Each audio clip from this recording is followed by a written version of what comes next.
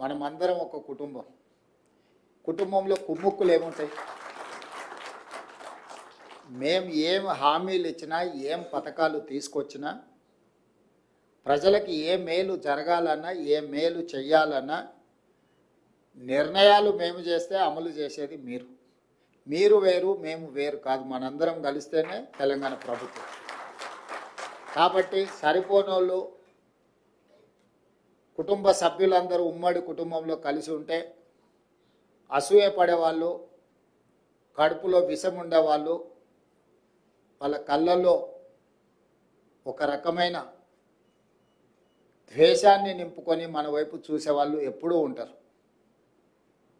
దేవతలు యాగాలు చేసినప్పుడు శుక్రాచార్యుడు రాక్షసులకు కులగురు, మారీచుడు లాంటి రాక్షసులు దేవతలు చేసే యజ్ఞాలను ఎప్పుడు భగ్నం చేయడానికి ప్రయత్నం చేస్తూనే ఉంటారు.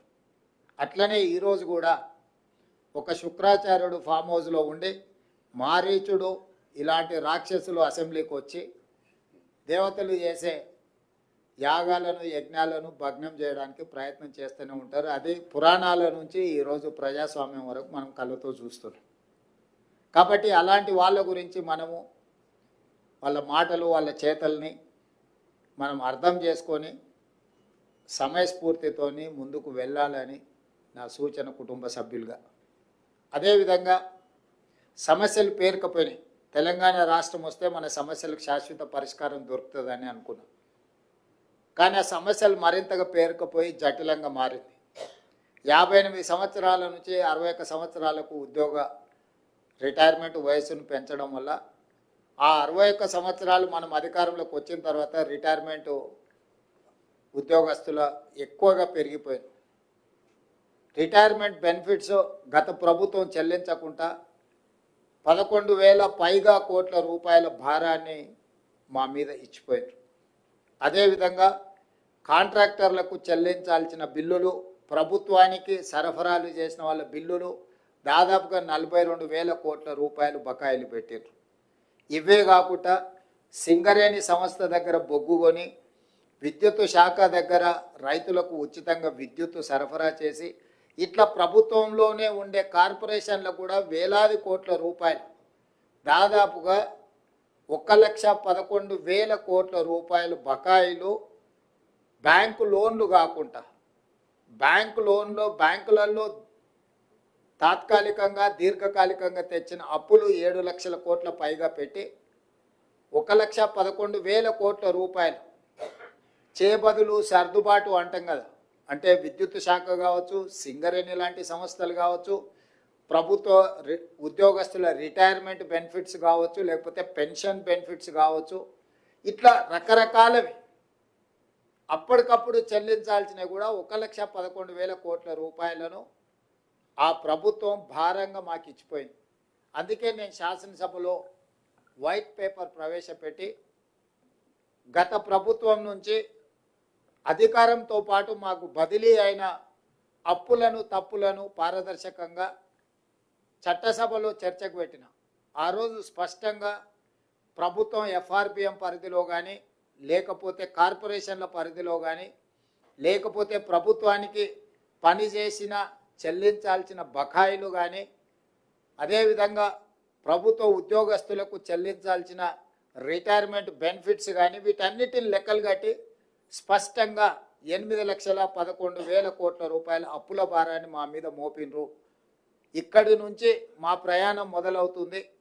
ప్రభుత్వ ఉద్యోగస్తుల యొక్క జీతభత్యాలు, పెన్షన్స్, అదేవిధంగా గత ప్రభుత్వం చేసిన అప్పులకు అసలు మిత్తి చెల్లింపులు, అదేవిధంగా గతంలో కొనసాగుతున్న సంక్షేమ పథకాలు, కొత్తగా మేము ప్రవేశపెట్టిన సంక్షేమ పథకాలు, వీటన్నిటిని కూడా లెక్కలేస్తే ప్రతి నెల 30,000 కోట్ల రూపాయల అవసరము మనకు తేలింది.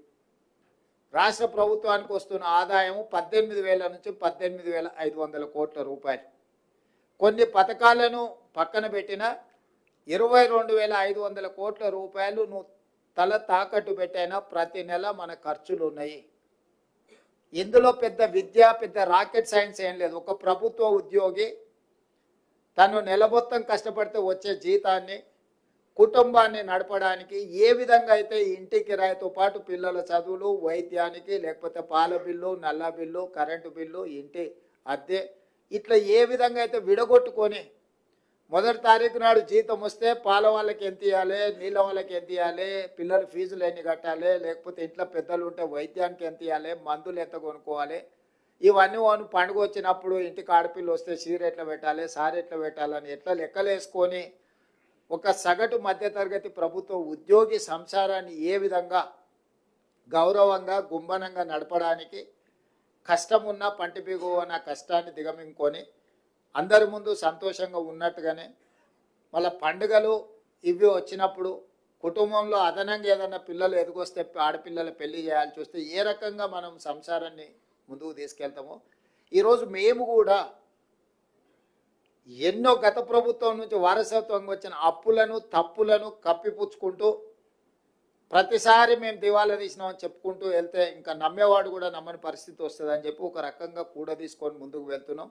ఈ 2 సంవత్సరాలు మీకు కొంత ఇబ్బంది అయినా, గతంలో రావాల్సిన బకాయిలు రాకపోయినా అవి డిఏ రూపంలో కావచ్చు, రిటైర్మెంట్ బెనిఫిట్స్ కావచ్చు, లేకపోతే మీరు దాచిపెట్టుకున్న మీ సొంతం మీ జీతంలో మీరు కటింగ్స్ ద్వారా దాచిపెట్టుకునే కూడా మీరు అడిగితే సమయానికి రాకపోవడం, ఎన్నో సమస్యలు. కొంతమంది రిటైర్మెంట్ ఉద్యోగస్తులకు ఆరోగ్య సమస్యలు వచ్చి వైద్యం చేయించుకుందాం అనుకున్నా కూడా సరైన సమయంలో రాని పరిస్థితిలో 2 సంవత్సరాలు ఈ ప్రభుత్వంలో ఉండే సమస్యల్ని మన అందరం కూడా కలిసికట్టుగా ఎదుర్కొని ఈరోజు ఈ ప్రభుత్వాన్ని నడిపించడం ద్వారా సమాజంలో తెలంగాణ ప్రభుత్వానికి గౌరవం నిలబడ్డది. దానికి ప్రధానమైన కారణం ప్రభుత్వ ఉద్యోగస్తులే. మేమందరం కలిస్తే ఎంతమంది? 119 మంది ఎమ్మెల్యేలు, 17 మంది ఎంపీలు, 40 మంది ఎమ్మెల్సీలు. ఇంతే కదా మేము అందరం కలిసి ఉద్యోగస్తులము. ఎంత అయినరు? 200 కూడా కాలే. కానీ రాష్ట్రాన్ని నడిపేది 10.5 లక్షల మంది ప్రభుత్వ ఉద్యోగస్తులు. మేము 200 మంది లోపలనే ఉండే మేమే ఈ ప్రభుత్వాన్ని నడపలేము. ఈ ప్రభుత్వం సాధించిన విజయాలకు మేము 200 మందే అని ఎవరైనా అనుకుంటే అది వాళ్ళ భ్రమనే. అది నిజం కాదు, అర్ధసత్యం మాత్రమే. మేము ఇక్కడ కూర్చొని నిర్ణయాలు చేయొచ్చు. ఒక రకంగా చెప్పాలంటే 15 మంది మంత్రులే మారిండ్రు. మిగతా శాసనసభ్యులు అవతలలో యువతలలో, మిగతా ఎమ్మెల్సీలు అవతలలో యువతలలో, మిగతా ఎంపీలు అవతలలో యువతలలో వాళ్ళే ఉన్నారు. మారిందల్లా ముఖ్యమంత్రి 15 మంది మంత్రులు తప్ప మిగతా వాళ్ళందరూ దాదాపుగా అటుగనో ఇటుగనో 200లలో 100 మంది పాతోలే కొనసాగుతున్నారు. మమ్మల్ని వదిలేస్తే 10 లక్షలు గతంలో ఉన్న ప్రభుత్వ ఉద్యోగస్తులు మీరే.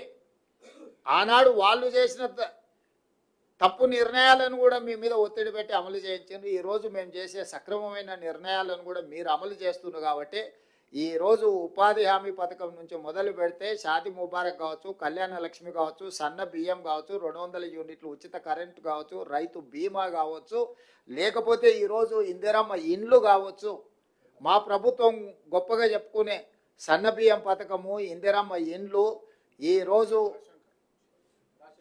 రేషన్ కార్డులు, ఈరోజు లక్షలాది రేషన్ కార్డుల విషయంలో కావచ్చు, 200 యూనిట్ల విద్యుత్తు కావచ్చు గృహాలకు ఇచ్చేది, ఇట్లా చాలా పథకాలు ఇవన్నీ కూడా అమలు చేస్తున్నది.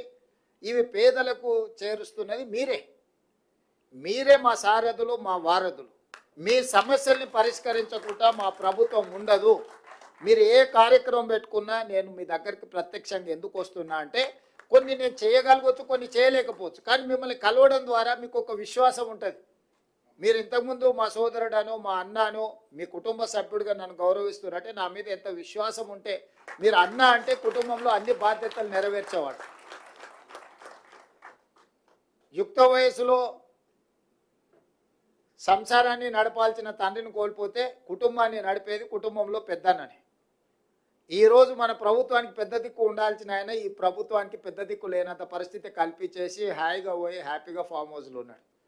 ఇక సోదరుడిగా నేను మీ దగ్గరకు వచ్చిన ఈ సమస్యల్ని,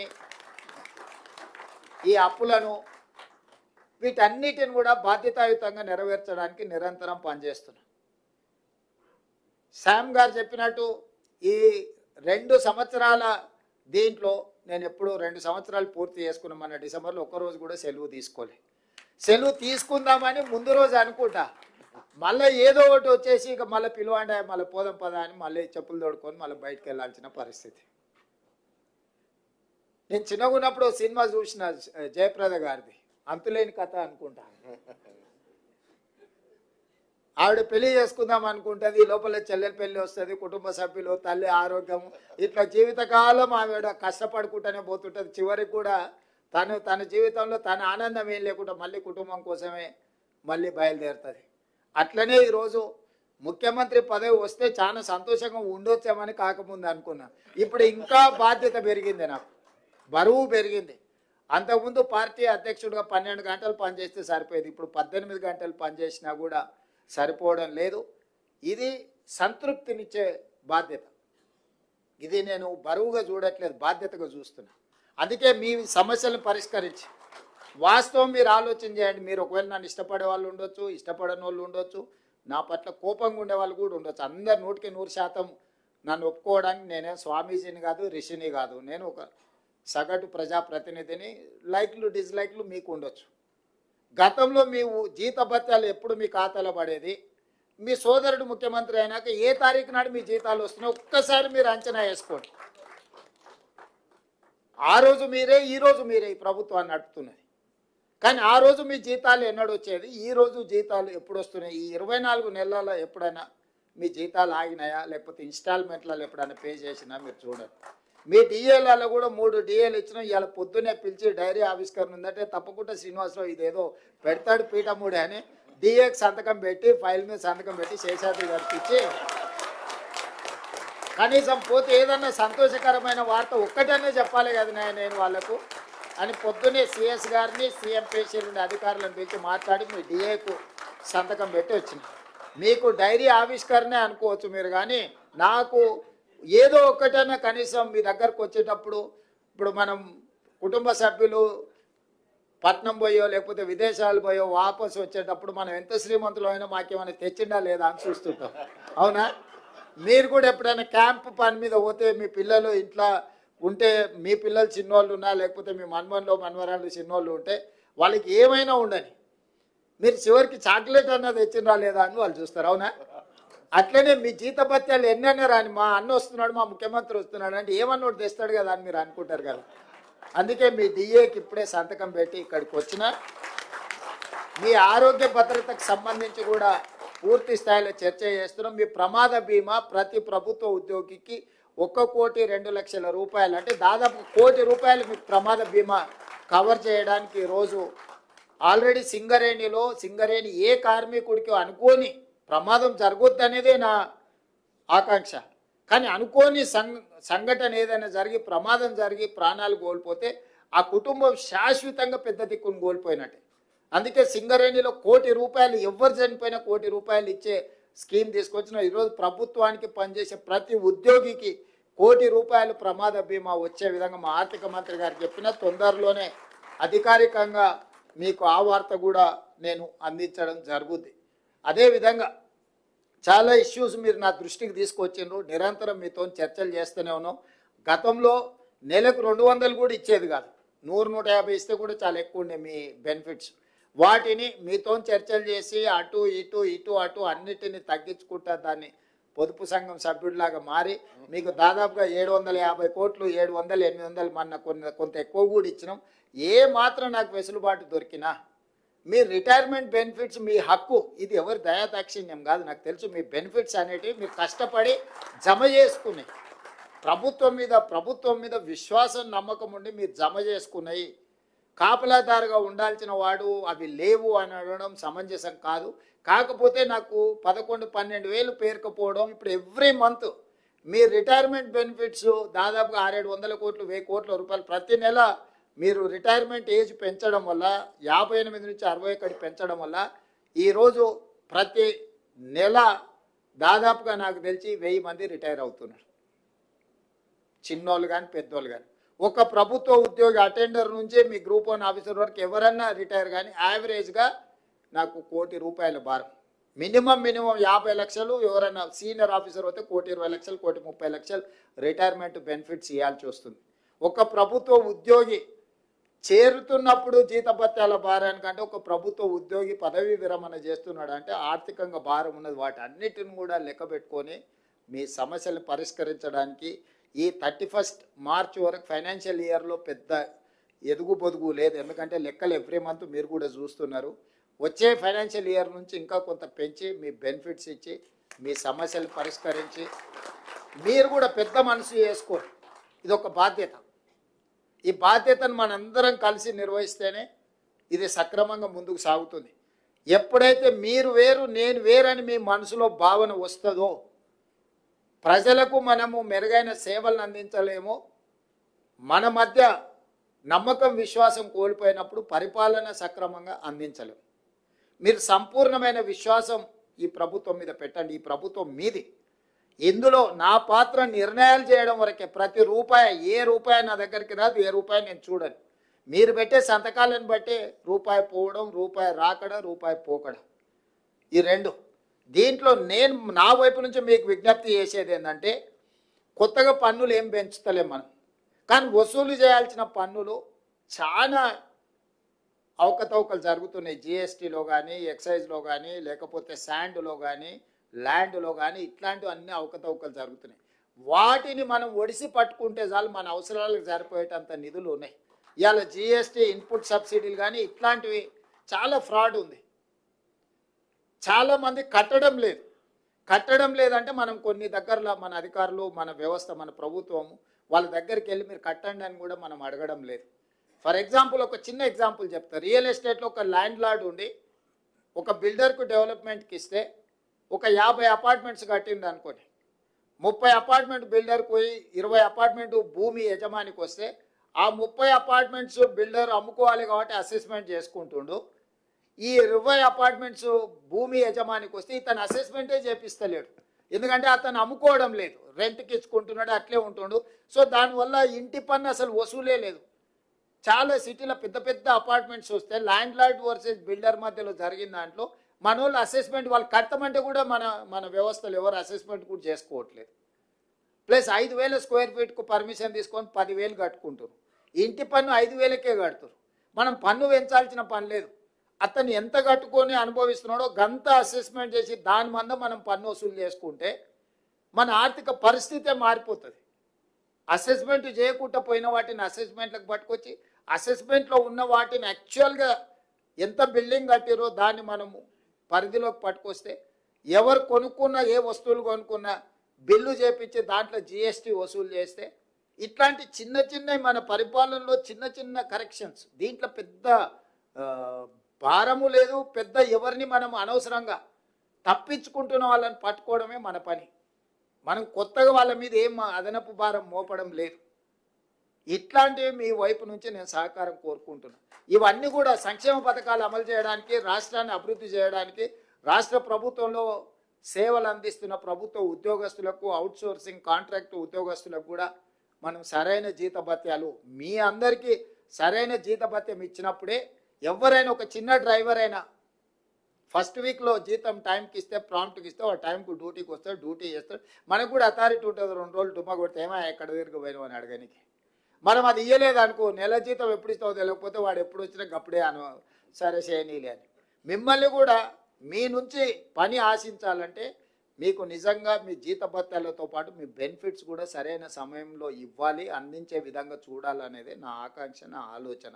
తప్పకుండా మీరు ఏవేవైతే విషయాలు నా దృష్టికి తీసుకొచ్చిండ్రో వీటన్నిటిని ఇయ్యాల పెంచిన ఒక డిఏతోని నాకు ప్రతి నెల 227 కోట్ల రూపాయల అదనపు భారం పడుతుంది. ఈ రోజు నుంచి మీకు ఈరోజు పెంచిన అని చెప్పిన డిఏకి ప్రతి నెల నా మీద ఆర్థిక భారం 227 కోట్ల రూపాయలు. అయినా మీకోసం మీ దగ్గరకు వచ్చినప్పుడు ఏదో ఒక మంచి వార్త చెప్పడం, కనీసం మా అన్న వచ్చిండు, కనీసం చిన్నదో పెద్దదో అన్న మాకు సంతోషం కలిగించే మాట చెప్పిండని అనిపించాలని మీ డిఏ విషయంలో నిర్ణయం తీసుకున్న. మిగతా మీ ఆరోగ్య భద్రత విషయంలో కానీ, మీ రిటైర్మెంట్ బెనిఫిట్స్ కానీ, అదర్ బెనిఫిట్స్ కానీ, అదేవిధంగా సంఘం ఆఫీస్ గురించి కూడా చెప్పడం జరిగింది.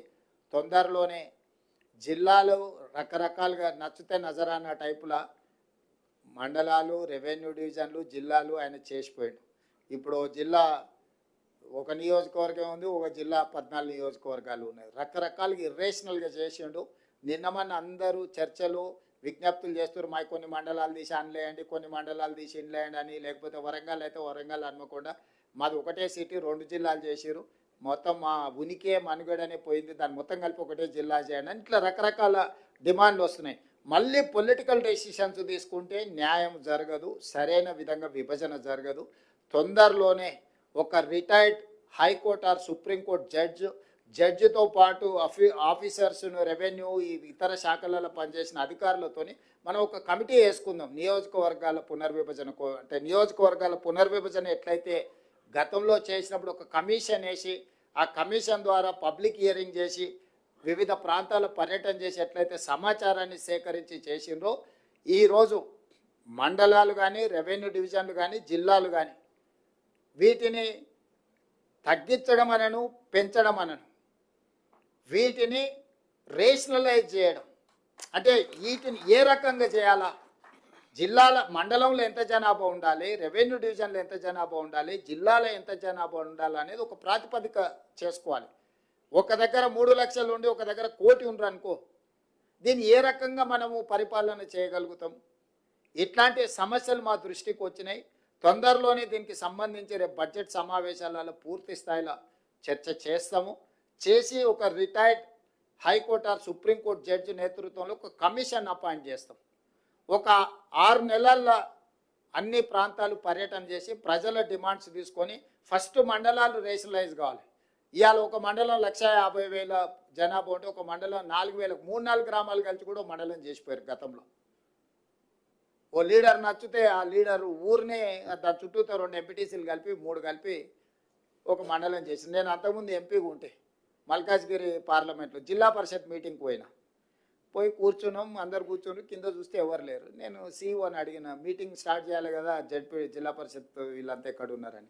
వచ్చింది కదా సార్, అందరు వచ్చి స్టార్ట్, అందరు ఏడు ఉన్నారా అని అంటే, ఒక ఆయన చైర్మన్, ఇంకొక ఆయన వైస్ చైర్మన్, ఇంకొక ఆయన ప్రతిపక్ష నాయకుడు, అందరు ఇక్కడనే ఉన్నారు. 5 మంది కలిపి జిల్లా పరిషత్. 5లో ఒక ఆయన నేను వస్తలేనని చెప్పి మిగతా 4 వచ్చి నా పక్కల్ని ఇటు కూర్చురు, కింద ముందలు ఎవరు లేరు, ఎవరి దిక్కు చూసి మాట్లాడాలి. అది కూడా ఒక జిల్లా పరిషత్ కింద చేసారు. సో ఇట్లాంటి తప్పుల వల్ల పరిపాలన ఒక నమ్మకం లేని పరిస్థితులు వచ్చినాయి. అందుకే ఈ మధ్యలో డిమాండ్ చేసే వాళ్ళందరికీ నేను విజ్ఞప్తి చేస్తున్నా, మిత్రులు కొంతమంది అది అట్లా చేసారు, ఇది ఇట్లా చేసారు. అయ్యా, హైదరాబాద్ పేరు నేను పెట్టింది కాదు, మేడ్చల్ మల్కాజ్గిరి పేరు నేను పెట్టింది కాదు, సైబరాబాదు నేను పెట్టింది కాదు, ఈ 3 పేర్లు కాదు. ఇప్పుడు నిన్న వచ్చిన మున్సిపల్ పోలీస్ కమిషనరేట్లు వచ్చినాయి.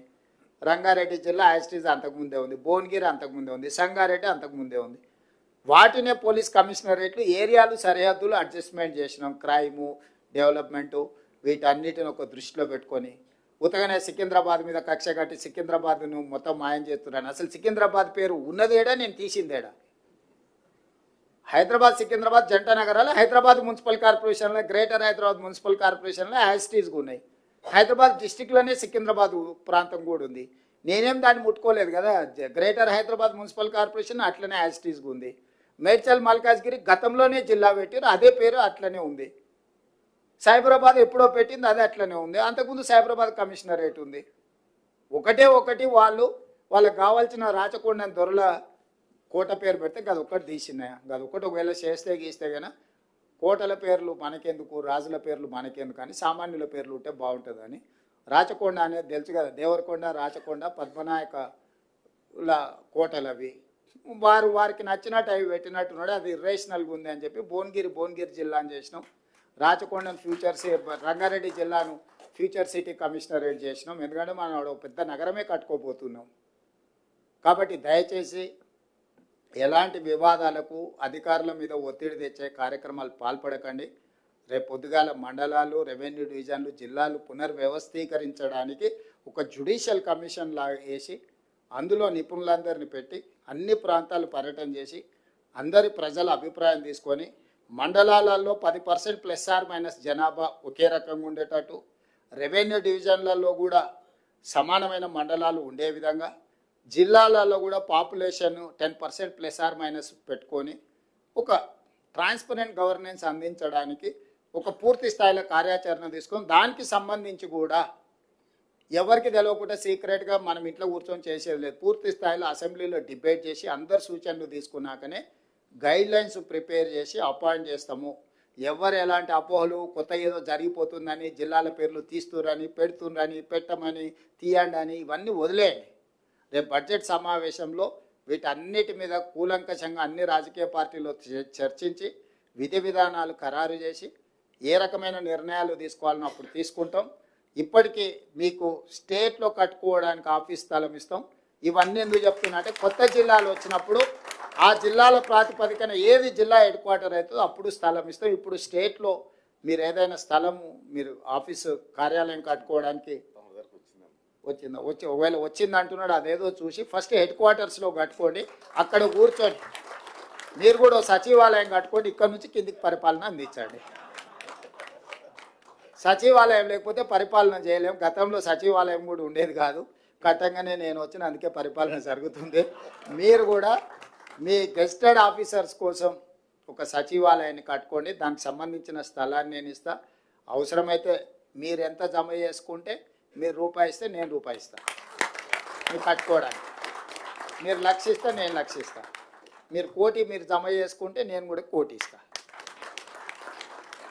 మీరు ఎంత జమ చేసుకొని అన్న మా దగ్గరకు ఇది ఉన్నది ఇంత అంటే అంత మ్యాచింగ్ గ్రాంట్ ఇస్తా. 50-50 మీరు ఒక 50% పెట్టుకొని నేను ఒక 50% ఇస్తా. ఒక మంచి వివిధ రాష్ట్రాల నుంచి కూడా గెస్టెడ్ ఆఫీసర్స్ అసోసియేషన్ వస్తే మీ దగ్గర చూసారే Telangana gazetted officers association office చాలా బాగుంది. చాలా సమాచారం అంతా ఇక్కడ అందుబాటులో ఉంది అనే విధంగా మీరు కట్టుకోండి. నా వైపు నుంచి ఎప్పుడు మీకు సంపూర్ణమైన సహకారం ఉంటుంది. మీరందరూ కూడా ఈ ప్రభుత్వం మీద అనుకొని నడపండి. ఇది నాది కాదు, మనందరి ప్రభుత్వం ఇది. ప్రజలకు మనం సేవ చేయాల్సిన అవకాశం దొరికింది. ఇన్ని కోట్ల మంది ఉన్నారు. 5 లక్షలే ప్రభుత్వ ఉద్యోగులు. దాదాపు 4 కోట్ల మంది నుంచి 5 లక్షలే మీరు సెలెక్ట్ అయినారని అంటే ఇది ఒక గొప్ప అవకాశం. 4 కోట్ల మందిలో మేము 200 మందిలో మేము ఉన్నామంటే ఇంకా గొప్ప అవకాశం.